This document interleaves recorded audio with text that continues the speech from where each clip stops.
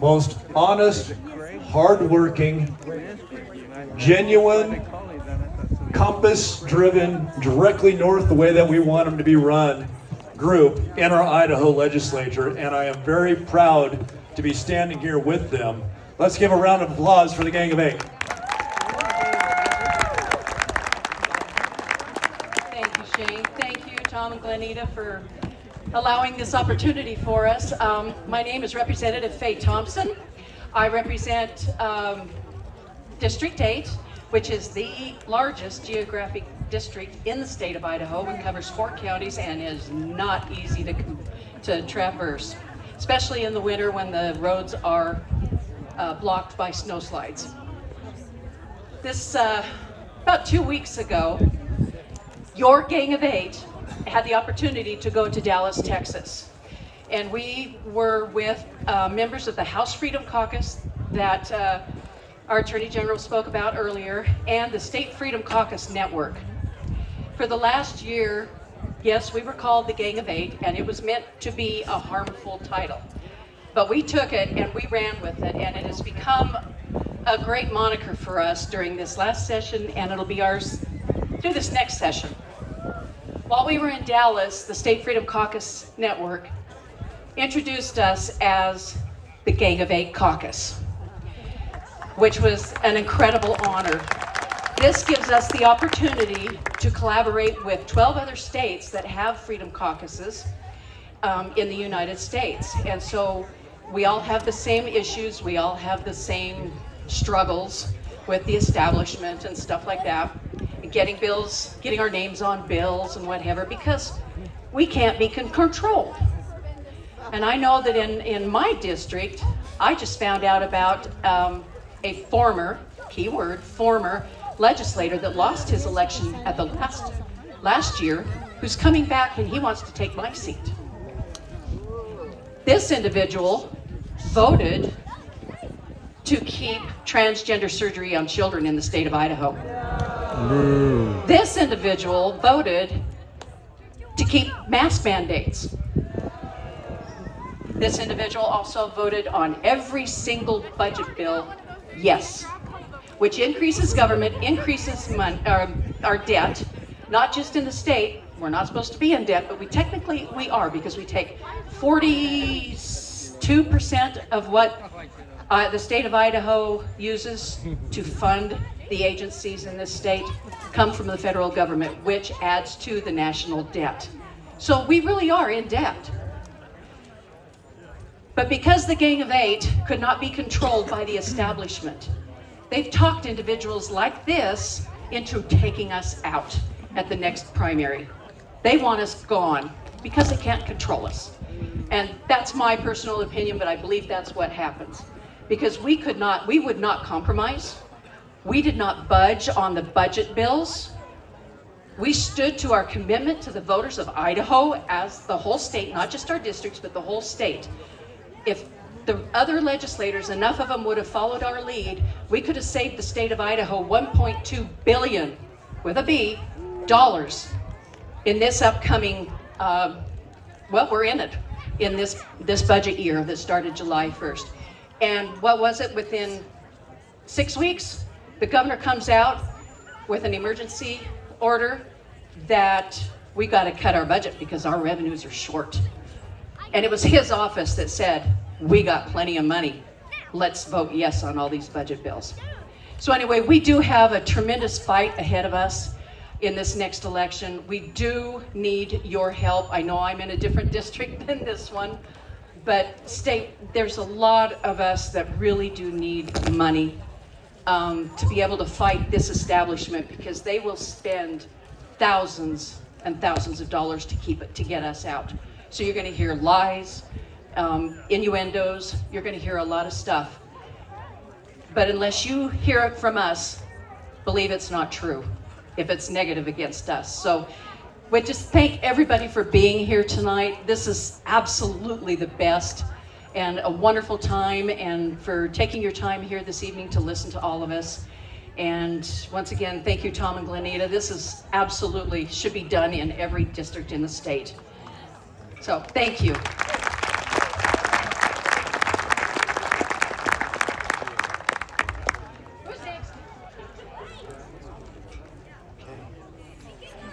Well, good evening.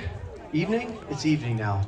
Thank you so much once again, everybody, for coming out. And thank you again, the Zeidervelds, for making it happen, and the classes for making it happen. Rhonda, who's probably taking a nap out here somewhere for not sleeping all night to make sure we had food. Can't thank you guys enough for coming out. By the way, I am State Representative Clint Hostetler here for District 24. You're in our district, Glenita and mine. So thank you once again for showing up and just taking a day, beautiful day, to come out and listen to us. And I know there's probably some speech fatigue going on, so I may be the fastest and the quickest tonight. I do want to do something right now, and I did not ask G or Senator Zeiderveld about this because she would have said no, but this whole event was basically paid for by herself. And I'm not going to give you a number, but on your way out, if you have a 5 or a 10, pop it in her table, and it would mean so much. Sorry, she would never have let me say that, but she has spent so much money because it's not about us as much as it's about you guys, right? It's about what we've been doing in our state and how we've been moving forward. And I am just so thankful, even though this last year was very discouraging and overwhelming in many ways, and you get to see the darker underbelly. We all think we understand the dark underbelly of the political system nationwide and statewide, but it's much darker and bigger than you expect. But even through that whole thing, I have hope and I have encouragement because of basically everybody sitting up here right now. Our first speaker gave you an example of just the fortitude and our philosophy of standing firm no matter what. I was somewhere, I think it was in Florida or Dallas. I've been on 2 weeks of travel recently with our group, and someone told me, you know, Clint, you're black-pilled. Anybody know what black-pilled is? It means you have so much discouragement about what's going on, there's no hope, right? And I said, no, I'm just a realist, you know? This is what's happening at the national level, this is what's happening at our state level, you know? And he said, no, you're black-pilled.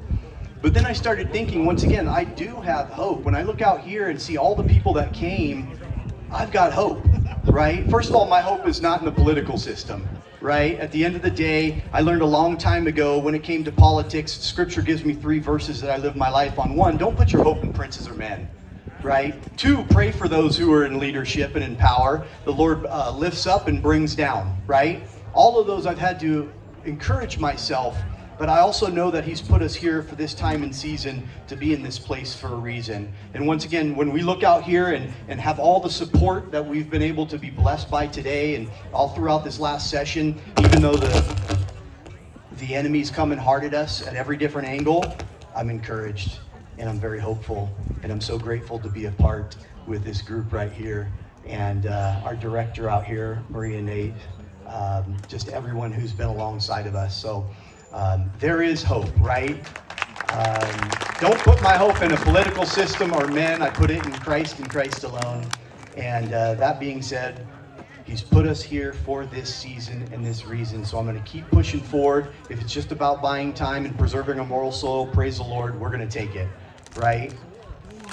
But there is hope because it's about you guys. And this coalition and this group and this movement is growing here in Idaho. Coming from a refugee from California, there was no hope there, right? There is hope here. So thank you guys all. Thank you, Senator Zeiderveld, for making this happen. Thank you guys, really, all these people up here. I'm just so blessed to be a part of. And of course, my amazing, beautiful, wonderful wife who's out here, who stayed firm while I've been gone, homeschooling our son, dusting me off, encouraging me. I actually wish she'd come up here and do what Tom did for you earlier and boost me up, but she's been so solid. So anyway, I rambled longer than I thought I would. I didn't bring up any talking points or anything, but thank each and every one of you guys for what you're doing. We cannot give up. Conservatives a lot of the time, we say, oh, our guys in the White House, our guys in the State House, we can walk away because we have lives. We work, we take care of our families, we go to church, we do all these things. We walk away. The enemy does not sleep and he does not walk away. So we have to press in even more. So I'm just going to encourage you guys. I know there's speech fatigue and encouragement fatigue and money fatigue and all these things that we're dealing with. I want to encourage you once more.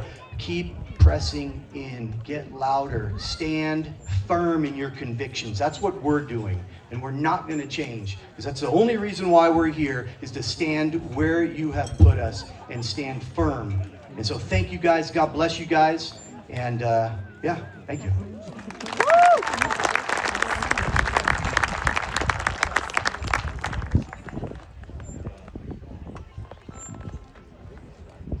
That's a hard act to follow. Hi, I'm Kent Marmon, and I'm a state representative for District 11. You guys are hiding over there. Hi. District 11, which is Caldwell, and whoops, Lucas Kaler, this guy right here behind me in the plaid shirt, and I are what they call you got the Magic Valley Miracle. We're the Canyon County Miracle. We took out the liberals in Canyon County. We only have a Senate seat left to win. So that's what we're going to do. You know, it's been a real pleasure and honor for me to serve with this great group of people, these 8. You know, I've got a couple of them here that are the same age as our children. So I've got, well, one of them's right over here, and his son is my grandson by a different grandmother, different mother. Oh. Okay, I'm learning how to use a microphone. Everybody cheer for that. Thanks. And the other one is, let's see, who else is young? Oh, Lucas. Yeah. And he's bringing us a future daughter-in-law. Right? Congratulations. And then you got Josh Cole over here, who's got a brand new wife, so I've already got a daughter-in-law. And David Levitt's a young guy too. So, you know, Christy, Glenita, and Faye and I keep these kids in line and make sure they stick to the principles that they ran on. We all took positions when we ran for office. And guess what? We're not typical politicians. We kept our promises, and we will continue to keep our promises. Give it out for them. So, this group of people came up with a piece of legislation early in the session. It was a school choice bill. Actually, Clint Hostetler wrote it. It was the gold standard of school choice bills. What you got was a compromise bill. We fought for the gold standard. One of the very first things we did, I got in big trouble for it with the speaker. He wasn't very happy with me when we came out with a resolution to refuse the pay raise of 22%. He didn't like that. And he picked on me the rest of the session for it. But all of us worked together to try to stop that pay raise that was given to us by a Citizens Commission, but it was written by the Speaker of the House and the former President Pro Tem and the Democrat leaders. He's beautiful. What? Am I too far down? Sorry, guys, I'm sorry. So then, here came sales tax repeal on groceries. How many want to have your sales tax taken off your groceries, save 6%? Everybody. These are your champions. They fought for that all session. The Speaker would not allow it to be heard in a committee. The President Pro Tem would not allow it for it to be heard in a committee. We fought for it. We fought for it. And then they came out with this breadcrumbs for bookkeeping that makes you keep all your receipts so you can get $250 credit. And we fought that. As a matter of fact, I made a motion on the floor of the House to send that bill to amending order and to amend it to say full repeal of sales tax. They called that a hostile motion. Anyway, we worked very, very hard for you. We are going after illegal immigration. We're going to go after property tax Let's see, we're going to strengthen the education choice. What? Geoengineering, cloud seeding. We're going to take that on as an issue. This is a group you really need to help get reelected because they are coming after us and they're going to have opposition like you've never seen before. They're going to come out and try to get us out of office. We need to be the Gang of 8. We need to be the Gang of 10, 12, 14, 22, 105. Thank you, Tom and Glenita, for putting this on, and all the people who are involved in organizing this and getting the food. It was just wonderful for us. And thank you all for coming and sharing some time with us. It's me again. Are you guys getting your dose of vitamin C and vitamin D? We need you healthy to stay in the fight. So I am extremely blessed to be part of this Gang of 8. We have linked shields. We have stood together. We have helped pick each other up. We have encouraged each other to get to stay steadfast. And they are not happy about it, which that's their problem.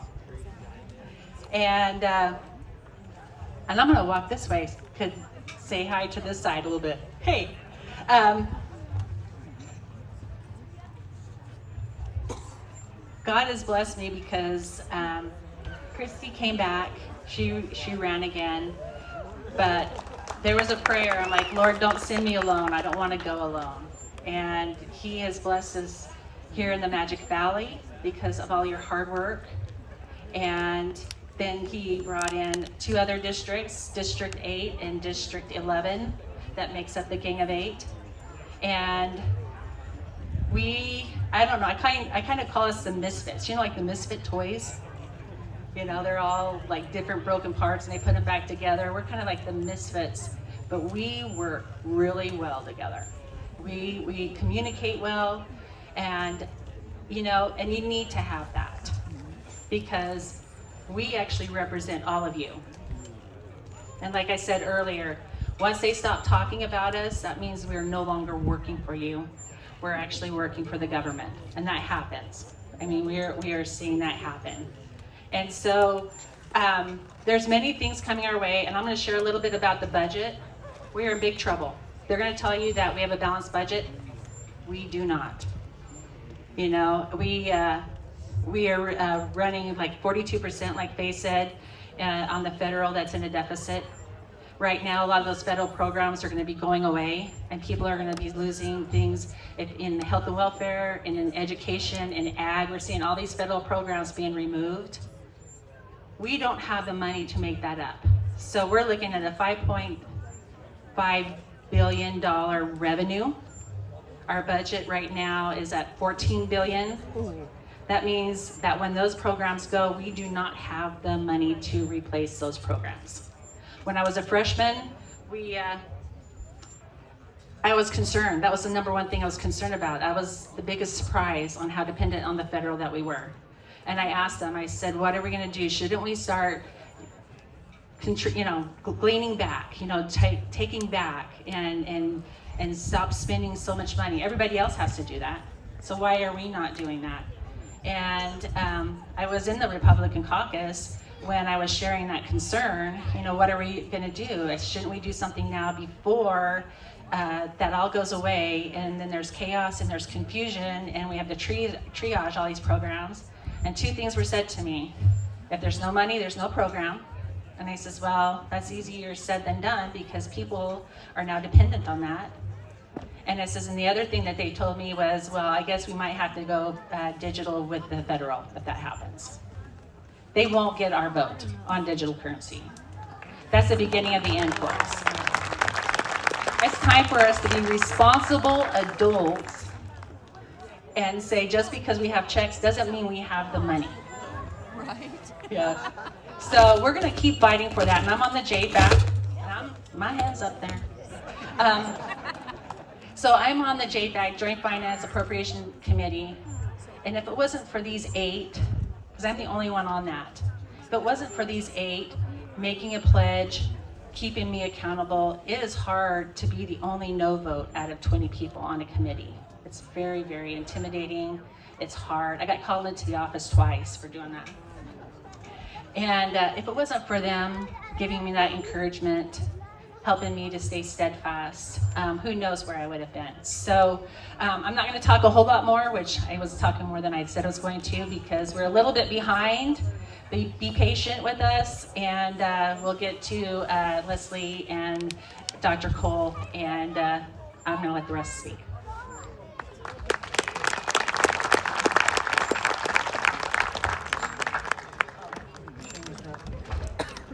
I'm gonna try a battery swap real quick. Excuse me. Sorry. Excuse me.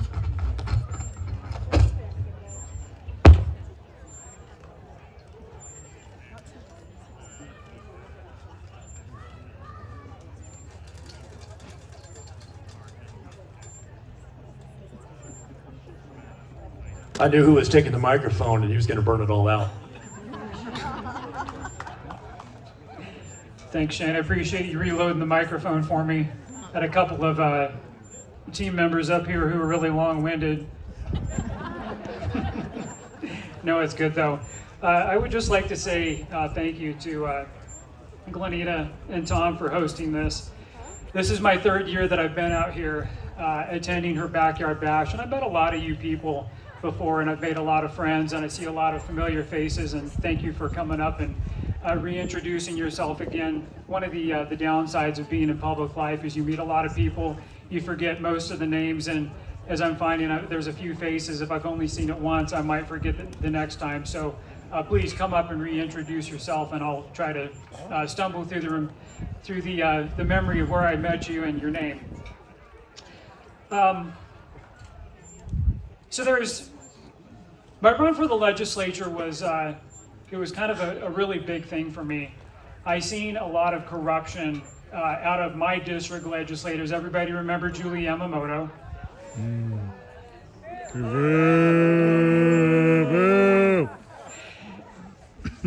And it occurred to me that a person that calls themselves a Republican should be standing for things that the Republican Party claims to be for.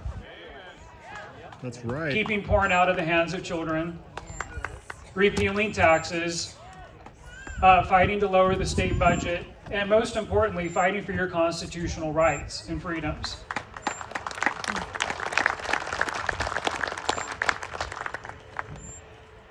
And I gave it all to God.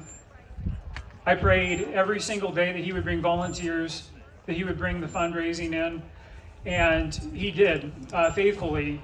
I had a great many volunteers who came alongside that helped me knock doors.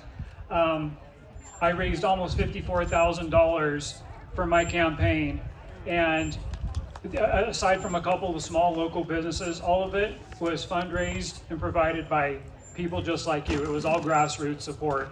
There was not a single dime or dollar taken from any of the big establishment groups, the PACs, the lobbyists. It was all grassroots funded. And I was just incredibly blown away by the generosity of people. And it took all of that money to win my election. And so I guess my encouragement here tonight, my ask of you, everybody here, I know finances are tight. We're living in a place of an historic time of inflation, and gas is still high, and groceries are still really expensive. And rent and mortgage and everything else is still, for a lot of us, it's on the higher end, right? And there doesn't appear to be any real end in sight. But part of what can help you is to help people like Glenita and the rest of the Gang of 8 up here by digging in. And some people might say, give till it hurts. Think of what you're doing. I don't like this microphone. Think of what you're doing. Think of the cause that you're donating to. And just remember that your donations and the campaign isn't about any one of us. It's about you, it's about your children, it's about your grandchildren. If you want your kids and your grandkids to grow up in a free country and in a free state where you don't have to worry about being forced vaccinated to keep your job or to participate in society, if you want yourself, your grandchildren, and your children to grow up and live and thrive in an economy where you're not being taxed to death like the state of California currently does. If you don't want to live in a state where the education system is just feeding your children a rampant and steady diet of LGBTQ propaganda and pornography, then please consider donating to our caucus. We absolutely need your help. And here's the one other thing that I want to point out. There's a lot of people on social media who like to scream and yell about, oh, well, we're just chasing scores for IFF. Every single one of these people up here, including myself, we all have above 90% scores. Most of us mid, high to 90s. And that doesn't mean that we're chasing IFF scores. That means that we understand, one, the proper role of government, and the proper role of government is to defend your individual liberty.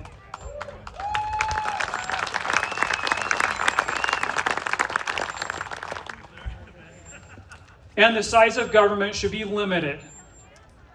And if any of you, and I'm sure most of you have, that's probably why you're here, if you've been paying attention to what happens in our legislature every year, we grow our budget by an average of about 12.3% every single year. And a lot of people say, oh, well, that's because we got a lot of people moving into Idaho. Well, I'm sorry, the numbers don't add up. Yes, there are people moving in here, but not at a rate of 12.3% a year. What this is this is the inability for legislators, the majority of them who are Republican, who have the inability to say no and to vote down bloated appropriation bills every time a bill goes in front of their desk. That money belongs to you. That money belongs to your future, to your children and your grandchildren. And one thing that particularly I found upsetting and very concerning is we were able to kill a total of about 18 enhancement appropriation bills this session. Supposedly the most bills ever killed. Now that's a good thing, but it isn't quite as good as you might originally think. Many of the conservatives who joined with us in killing those bills the first time voted those bills back when they came back around again the second time, because the majority of those bills got resubmitted. And here's the really disappointing part. Every single one of you should be frustrated and angry with your legislators who did this. Many of these bills came back with, I kid you not, you can look them up, a $100 deduction. So the question needs to be asked, why is it that you would vote to kill this massive enhancement appropriation bill the first time, but a week later when it comes back with $100 taken out of it, you would vote to pass it again? Why? Just because you're tired, you're ready to get out of session, you're ready to go home? It's unacceptable. I can tell you that the Gang of Eight, our caucus, we stood steady and we stood strong on every single one of those enhancement bills that we killed the first time. We voted against them the second time. And we're trying another microphone. Okay. We are committed as a caucus to upholding liberty, to standing for the reduction of taxes, the reduction of spending, and the size of the government in the state. And three, we're committed to making Idaho a prosperous place that is never going to, hopefully, as long as we have the power as elected servants and officials, because we serve you, we don't serve ourselves, to keep Idaho a glorious, beautiful, prosperous place for you and our future generations. So my last plea with you, open your wallets, open your checkbooks, please donate to Glenita and the representatives that live in your district, and help these folks out, because I guarantee you, the lobbyists, the Idaho Powers, the Clearwater Papers, the rest of the IACI associates, they're not going to be donating to any of these people up here, guaranteed. So it is all going to come down to every single one of you, your neighbors, your friends, and the rest of the people in this state who care about liberty, to keep the cause for liberty advanced here in Idaho. And with that, I thank you.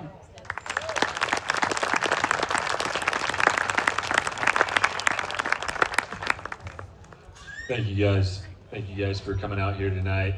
It's so good to see everybody at these different events and chatting with you, reminiscing about when we first met. So many of you I met during door knocking. I think about door knocking a lot. There's an experience in door knocking I had. It was in Precinct 14, just up the road by the middle school. And I was talking to a gentleman at his front door. He had never had a door knocker before because, well, people just never campaigned in a working class neighborhood before. Traditionally, the campaigns in our area, they happen in the bougier neighborhoods. You know, the Realtors Association and the Teachers Union decide who is going to be the representative. And the choice is basically shoved down everybody else's throats. So I was walking a working class neighborhood, talking to this gentleman, and we agreed on policy. We agreed on the issues. And he said, well, Josh, you got my vote. And then he looked me in the eyes and he said, but never become one of them.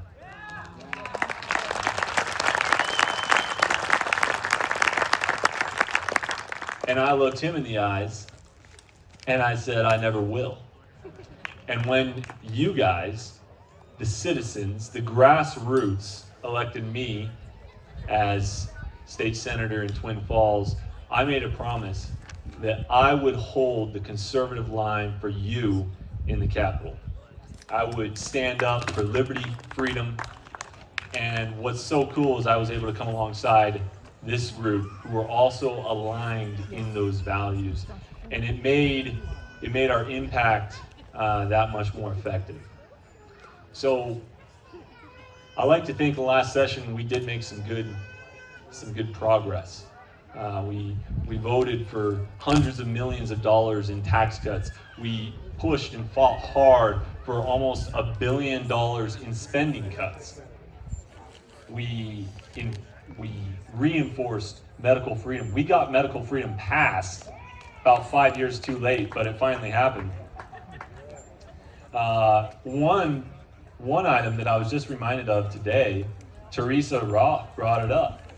Digital IDs were pushed in Idaho this session. Now, you might have heard about digital IDs because they're a terrible idea. The British government is now forcing their citizens to have digital IDs or they don't get to file for employment. Digital IDs or you don't get to work. That is a way for governments to push totalitarian mesh systems of control on their citizens. And it was touted in Idaho as just a really convenient thing. And we should all do it because it's easy. That's what they told me in the committee. It was kind of pathetic, actually, the talking points they used. We smoked that in Idaho.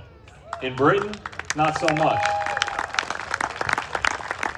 But in Idaho, that terrible idea that is literally going to lead to totalitarianism in other nations and in the future other states, that idea got smoked by one vote in the Senate Transportation Committee. And that was your guys' vote.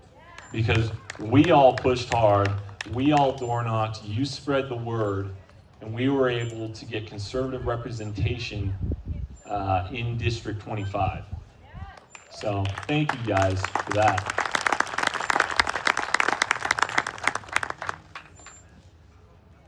You know, we've been taking a lot of hits lately. The establishment, they want their seats back. I don't know if you know that, but they're pretty into it.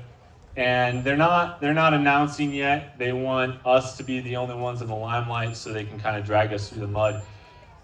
Pro tip, guys, if your side has to get really dirty in August, the year before the primary, you're already losing, right? Imagine how mad they're going to be when they know they're going to lose 2 weeks from the primary, right?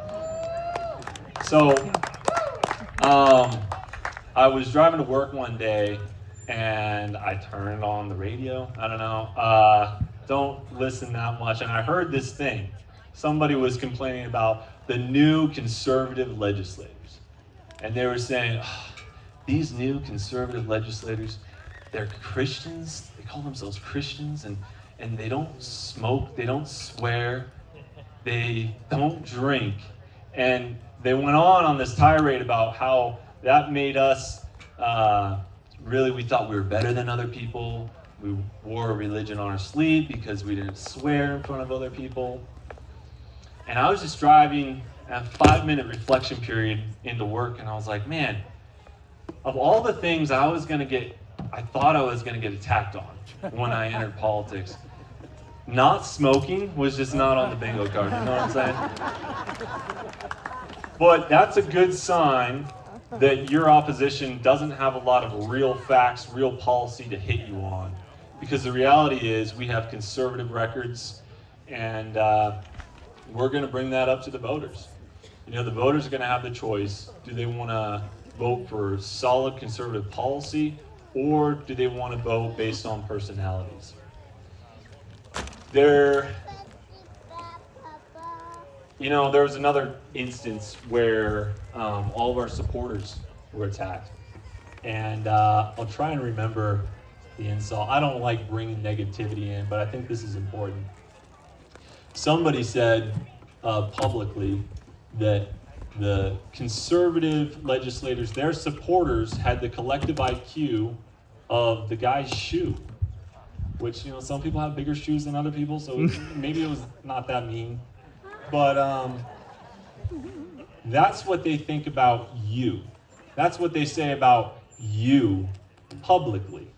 That's what the establishment mouthpieces in this area say about you publicly. Imagine what they say about you privately. Pretty rough.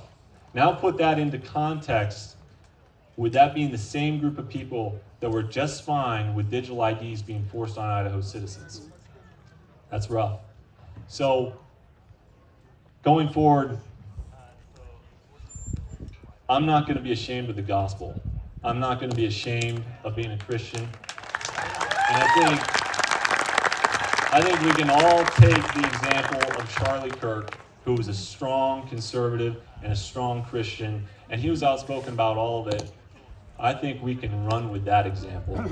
The liberals shot and killed Charlie Kirk. They've only said mean things about us. So that's an easy burden to bear. Thank you guys. God bless you guys.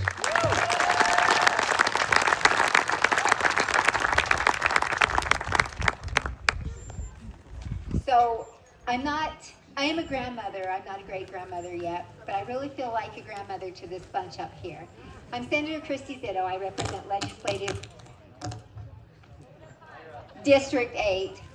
And you all had your Magic Valley Miracle down here, but Legislative District 8 did something this year that is historical. Never before in the history of the state of Idaho, and this came from our Attorney General, he told me this, had 3 incumbents ever been overturned in one election. And two members of the Gang of 8 were in on that. Representative Thompson defeated Representative Blanksmith. I defeated Senator Jeff Schroeder, and Rob Weislinger took out Matt Bundy, who is now challenging Faye Thompson this time. But I just want to tell you all, I've served in the legislature before. I've served in the House and I've served in the Senate, and I know what it is like to be one. I know what it is like to be one of 35 and stand for you and be the only person in the room that represents your voice. I know what it's like to stand up and represent that voice and stand for you for the things that you've asked me to represent you for and to vote for, and then have my name dragged through the mud by Senate leadership and a Senate caucus. I know what that is. And I cannot tell you how nice it is to be able to stand here today and turn around and have these 8 people have my back, and that includes Maria Nate. So you know about the State Freedom Caucus Network and how we were officially recognized as the State Freedom Caucus Network caucus in the state of Idaho. Now, there are people who try to badmouth these people and say, oh, they're just DC suits who are trying to control legislators in the state of Idaho. But I will guarantee you that that's not what it is. I stood on the steps of the Georgia State House when the State Freedom Caucus Network was launched, and I have watched over these years this organization grow. The federal government's shot. There's not anything that we're going to be able to make good or accomplish on a federal level. If we're going to save this country and we're going to save this land and preserve it for my grandkids and your grandkids, And my great-grandkids that I might have, because my granddaughter just got married last week, it's on the state level. It has to happen here. And it is the responsibility of every person in this area today to make sure that that happens. And that responsibility comes with making sure that the people that you elect understand the proper role of government.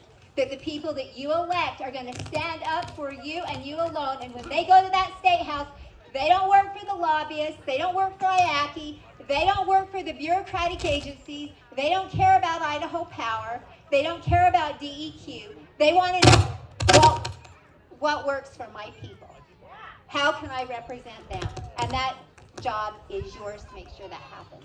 I want to thank you all for being here today. I want to thank the Zeiderbelts for putting this on year after year, the time and effort and money and stress that they put into making it happen, because this is how we get to know each other, and this is how we fellowship, and this is how we make sure that we're grounded and that we're going to serve you in the best way that we can. Praise God to live in the United States of America. Praise God for people like this that are willing to step up and serve us, and praise God and thank Him for everybody here today. Thank you. God bless you.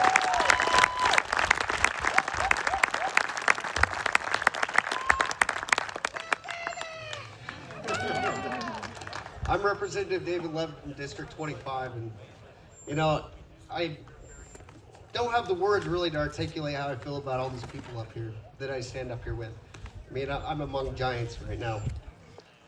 And I want to thank Lanita for putting this on, and for Tom, and for all of you coming out.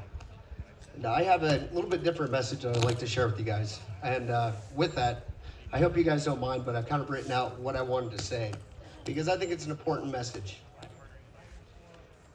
When I look back on my life, I see plenty of hardships, and I'm sure all of you have had hardships in your own lives as well. I've seen the hardships from my time in uniform, and the hardships from when I came home. And more recently, the hardships they've experienced being inside the political battleground. Oftentimes, I can tell you that each of us have felt an overbearing weight, a weight that weighs so much that it seems like it's too much to bear. But you know what? We have each other. And to me, that's strong. I have all these people I can look to be able to talk to encourage me, to lift me up and give me hope. But I think that each of you, you've seen the change that's happened in us. You've seen how much we've transformed, how strong we've become together. And I've come to the realization of something. I believe that a lot of the struggles we all experience, they're not to punish us. These struggles are all by design. They're the things that shape us. They harden us. They make us more resilient. And if you want to grow, you have to suffer. There's no shortcut to this. Growth doesn't come in comfort. It comes through the pain and the process of the struggles that you endure. And that's why I believe that we each have to go and make a decision every day. And that decision is that we have to choose to be courageous. It's not one of those things that happens once in a while. It's a conscious choice that each of us have to make every day. It's not just with the big issues that are happening in our lives, it's the small, simple issues that happen too. Courage isn't just for a battlefield, they're for the politics of everything that we deal with every day. Sometimes it's quiet. And a lot of the times we have to be courageous when nobody's actually watching. On top of that, sometimes it takes encouragement to go and push us. And looking at these guys, you provide that encouragement to me. I can't tell you the number of times that I've been to Glenita's office and, well, I don't want to sound like a little boob, but, having to go and sit there and talk to her about the stuff that I'm dealing with, because I'm just so angry about what I'm seeing and so frustrated with what I experienced at the Capitol. It's not an easy job. We might make it seem like it's easy, but it's really not. It's very tough. It's very taxing. And with that, I haven't walked this road alone. We've all walked this road together. Every one of us up here. We've been able to go and lift each other up. Provide that comfort when we need that comfort. You know, and Maria Nate. Maria has invited us into her home on occasions and given us an opportunity to come in, have dinner, break bread, and talk about some of the issues that have happened throughout the week. And we've done some pretty spectacular stuff. I mean, I don't know, I guess one of the things that I was able to do is I did a call of the house. I don't know if you're familiar with that or not. But the call of the house is basically when, we had a really bad bill that was being debated. And we saw chairmen getting up and leaving their seats and people getting up out of that room because they didn't want to vote on this bill. They knew it was bad.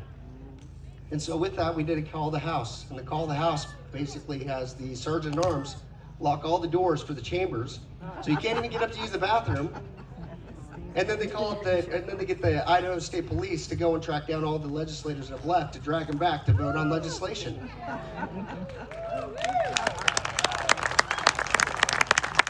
I mean, when that happened, it was one of those moments where it's like everybody was a total ruckus. And, we ended up adjourning for the day rather than doing the full call of the house. And next thing you know, my pool secretary is sitting there like, what did you do? Can't believe you did that.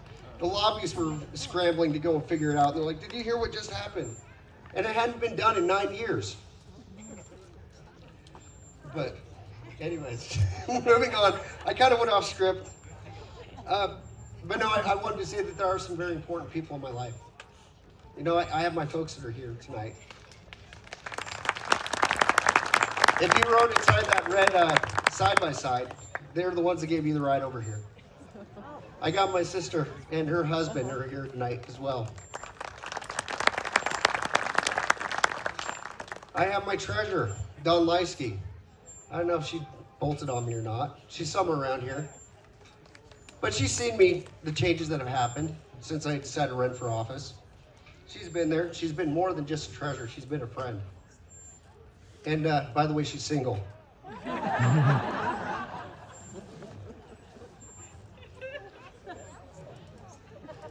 There's something else I've learned, and Senator Zeiderveld has reminded me of this a lot. And that is we don't see our own potential. Sometimes it takes somebody outside of our field of vision to remind us of our full potential. Because they oftentimes see things inside of us that we don't see inside of ourselves. It's hard to look inside the mirror and be critical of yourself and realize that I can do more. I can be better. I can be stronger. And that's where consistency comes in. Because consistency matters. It means showing up day after day, regardless of how hard the work is. Consistency is important in our lives. Because if we aren't consistent, then we're lost. And in this season of my life, I've had someone by my side who is embodying consistency more than anybody else. And that someone is this beautiful woman right here in front of me, Jessica.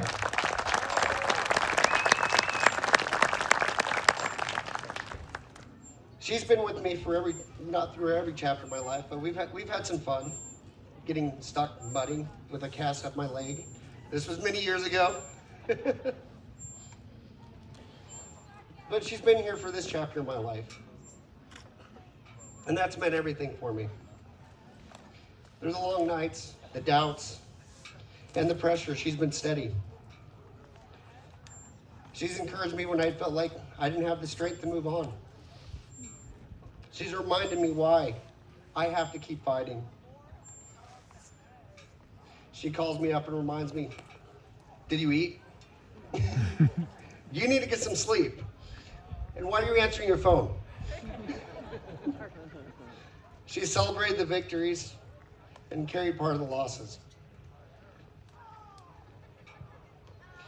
If I've learned anything, it's that faith, courage, and consistency aren't just what carried us through the past, but it's what we use to build the future. So tonight, I just don't want to thank you, Jessica. I want to take the next step.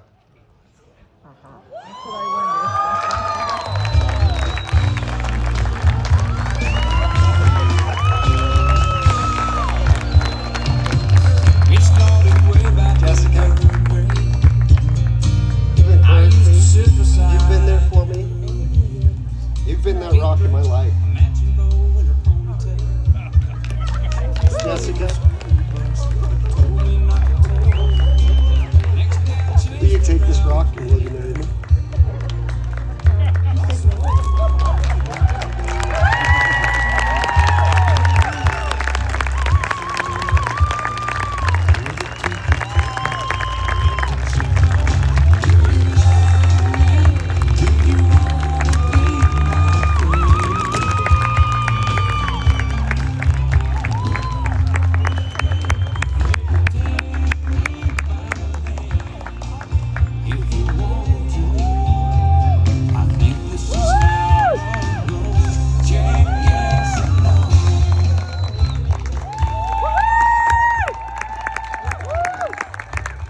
Thank you.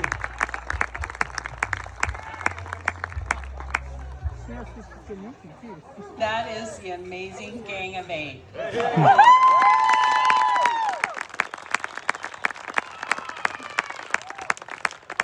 So we're a little bit behind, but we want to take a picture real quick we want to turn backwards and we want to have a picture taken of us with the crowd real quick. And then we'll get on to our next speaker, Leslie. And I'm sorry that we're a little bit behind, but I couldn't spill the beans. I couldn't say.